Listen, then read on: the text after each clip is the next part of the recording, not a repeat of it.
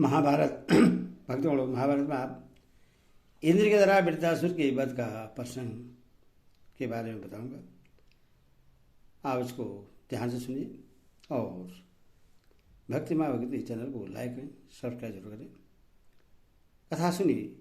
राजा युधिष्ठिर ने पूछा, दादाजी, अतुलित तेजस्वी वृत्रासुर की धर्मनिष्ठा धन्य है तथा उसका अतुलित विज्ञान और विष्णु भक्ति भी धन्यवाद के योग्य है।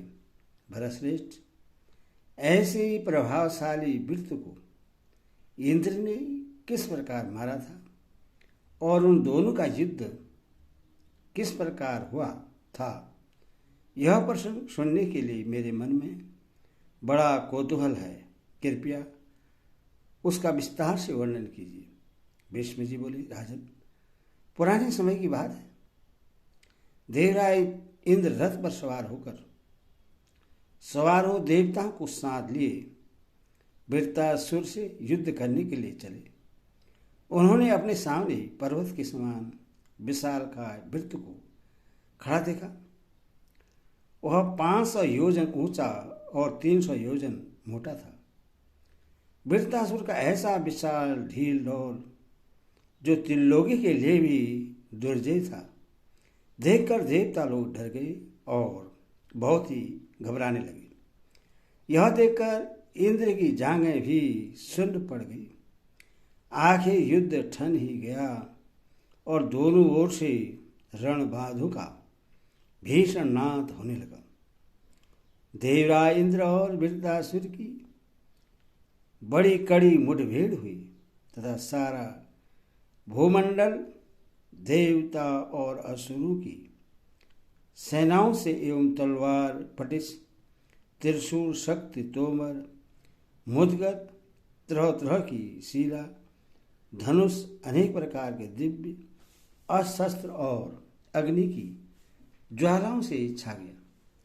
उस अद्भुत युद्ध को देखने के लिए ब्रह्मादि देवता, ऋषि, सिद्ध और गंधर्व लोग विमानों पर चढ़कर वहां आ गए।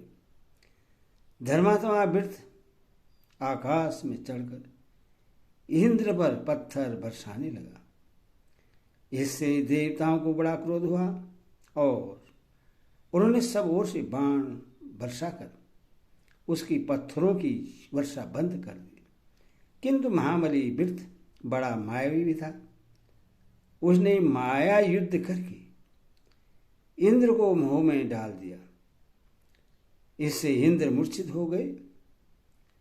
तब वशिष्ठ जी ने रथंतर शाम द्वारा उन्हें सचेत किया।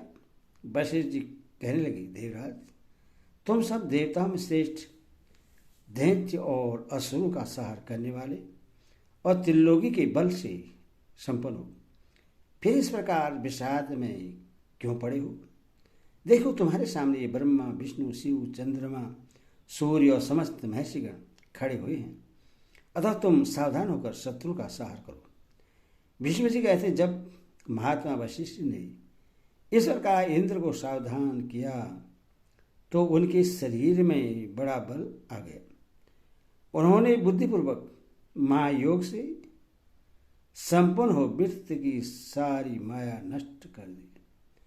तब बृहस्पति जी तथा दूसरे महर्षियों ने वृत्रासुर का पराक्रम देखकर महादेव जी के पास जा उसका नाश करने के लिए प्रार्थना की। इस बार जगतपति भगवान शंकर के तेज ने भीषण ज्वर होकर वृत्रासुर के शरीर में प्रवेश किया और विश्व की रक्षा करने वाले भगवान विष्णु इंद्र के वज्र में विराजमान हुए। फिर महामति बृहस्पति जी, परम तेजस्वी वशिष्ठ जी तथा अन्य सब महर्षि ने इंद्र के पास जा एक चित्त होकर कहा, देवराज, वृत्र का वध कीजिए। महादेव जी बोले, देवेश्वर, इस वृत्रासुर ने बल प्राप्ति के लिए 60,000 वर्ष तय किया है और तब इससे ब्रह्मा जी ने वर दिया था। उन्होंने इससे योगियों की सी शक्ति, अद्भुत मायावीपन, महान पराक्रम और विजय तेज प्रदान किया है। लो, मेरा तेज तुम्हारे शरीर में प्रवेश करता है। इस समय यह ज्वर के कारण कुछ व्यग्र हो रहा है। ऐसी अवस्था में ही तुम वज्र से इससे मार डालो। इंद्र ने कहा, भगवान, आपकी कृपा से मैं आपके सामने ही इस दुर्जय दैत्य को मार डालूंगा। राजन, जब वृद्धासुर के शरीर में ज्वर ने प्रवेश किया तो देवता और ऋषियों में बड़ी हर्षध्वनि होने लगी। इधर तीव्र ज्वर से तपे हुए महादैत्य वृत्ति ने भी जमुहाई लेते हुए बड़ी अमानुषी गर्जना की। जमुहाई लेते समय ही इंद्र ने उस वज्र छोड़ा। उस कालाग्नि के समान परम तेजस्वी वज्र ने उसे तत्काल पृथ्वी पर गिरा दिया। बस देवता लोग सब ओर से हर्षनाद करने लगे। इस प्रकार वृत्त को मरा देकर परम यशस्वी इंद्र ने विष्णु तेज से व्याप्त वज्र को लिए हुए स्वर्ग में प्रवेश किया। कुरुश्रेष्ठ, इसी समय वृत्त के मृत संदेह से महाभयावनी ब्रह्महत्या प्रकट हुई। वह देवराज इंद्र को खोजने लगी। देवराज स्वर्ग की ओर जा रहे थे। उन्हें पकड़कर ब्रह्महत्या उनके शरीर में प्रवेश कर गई। ब्रह्महत्या के डर से घबराकर इंद्र कमलनाल में घुस गए और बहुत वर्षों तक वहीं छिपे रहे। इंद्र ने उसे दूर करने का बहुत प्रयत्न किया, किंतु वह उससे अपना पिंड न छुड़ा सके। तब वे पितामह ब्रह्मा के पास गए और उन्हें सिर झुकाकर प्रणाम किया। ब्रह्मा जी ने अपनी मधुर वाणी से ब्रह्महत्या को शांत किया और फिर उससे कहा, कल्याणी, यह देवराज है, तू इसे छोड़ दे। मेरा इतना पीर कर और बता, मैं तेरा क्या काम करूं? तू क्या चाहती है? ब्रह्महत्या ने कहा, आप त्रिलोकी कर्ता और तीनों लोगों में सम्मानित हैं। जब आप प्रश्न है तो मैं अपनी सभी कामना पूर्ण हुई समझती हूँ। आप इन्हें तीनों लोगों की रक्षा के लिए धर्म की मर्यादा बांधी है। यह नियम आपका ही बनाया हुआ है कि जो ब्राह्मण का वध करे उससे ब्रह्महत्या लगेगी। किंतु अब आपकी ऐसी इच्छा है तो मैं इंद्र को छोड़ देती हूँ। आप मेरे लिए कोई दूसरा स्थान बता दीजिए। ब्रह्मा जी ने ब्रह्महत्या से कहा, ठीक है, मैं तेरे लिए स्थान निश्चित करता हूँ। फिर उन्होंने उपाय द्वारा ब्रह्महत्या को इंद्र से दूर किया। उस समय उनके स्मरण करते ही वहाँ अग्निदेव उपस्थित हुए और उनसे बोले, भगवान, मुझे क्या आज्ञा है? ब्रह्मा जी ने कहा, मैं इंद्र को पाप मुक्त करने के लिए इस ब्रह्महत्या के कई विभाग करता हूँ। उनमें से एक चतुरार्थ तुम ग्रहण करो। अग्नि ने कहा, प्रभु ठीक है, मुझे आपकी आज्ञा शिरोधारी है, किंतु मुझसे इस पाप की निवृत्ति कैसे होगी, इतना मैं जानना चाहता हूँ।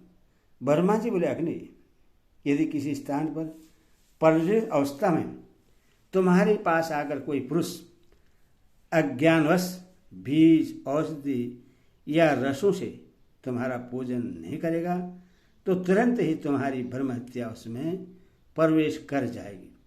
ब्रह्मा जी के ऐसा कहने पर अग्नि ने उनकी बात मान ली और ब्रह्महत्या के 1/4 भाग ने उसमें प्रवेश किया। इसके पश्चात पितामह ने वृक्ष, तृण और औषधियों को भुलाकर उनसे भी वही बात कही। इस पर वे कहने लगे, त्रिलोकीनाथ, आपकी आज्ञा से हम ब्रह्महत्या के चतुर्दाश को ग्रहण करेंगे, किंतु आप इससे हमारे छुटकारा का उपाय भी तो सोचिए। ब्रह्मा जी बोले, जो पुरुष पुण्य तिथियों पर वृक्षादि को काटेगा यह उसी के पीछे लग जाएगी। तब वृक्षादि ने उनकी बात स्वीकार कर ली और उनका यथावत पूजन कर अपने अपने स्थान को चले गए। फिर ब्रह्मा जी ने अप्सराओं को बुलाकर उनसे मधुर वाणी में कहा, सुंदरियों, यह ब्रह्महत्या इंद्र के पास आई है, सो मेरे कहने से इसकी चतुर्थार्थ तुम ग्रहण कर लो। अप्सराओं ने कहा, देवेश्वर, आपकी आज्ञा से हम इसे ग्रहण करने को तैयार हैं, किंतु इससे हमारे छुटकारे के समय का भी विचार करने की कृपा करें। ब्रह्मा जी बोले, तुम निश्चित रहो, जो पुरुष रसलुआ स्त्री के साथ समागम करेगा उसी के पास यह चली जाएगी। तब सब अप्सराएं ब्रह्मा जी की आज्ञा शिरोधार्य कर अपने स्थानों में जाकर विहार करने लगी। इसके बाद लोक विधाता ब्रह्मा ने जल के लिए संकल्प किया। तुरंत ही जल देवता उपस्थित हुए और ब्रह्मा जी को प्रणाम करके कहने लगे, प्रभु, हम उपस्थित हैं, कहिए क्या बात है। ब्रह्मा ने कहा, देखो, यह ब्रह्म हत्या वृत्त के शरीर से निकलकर इंद्र के पास आई है, सो मेरी आज्ञा से इसका एक चौथार्थ भाग तुम ग्रहण करो। जल ने कहा, लोकेश्वर, आप जैसा कहते हैं हमें स्वीकार है, किंतु इससे हमारे निस्तार का समय भी तो निश्चित कर दीजिए। ब्रह्मा जी बोले, जो मनुष्य अपनी बुद्धि की मंदता से जल में थूक, खकार या मलमूत्र डालेगा, तुम्हें छोड़कर यह उसी पर चली जाएगी और उसी में रहने लगेगी।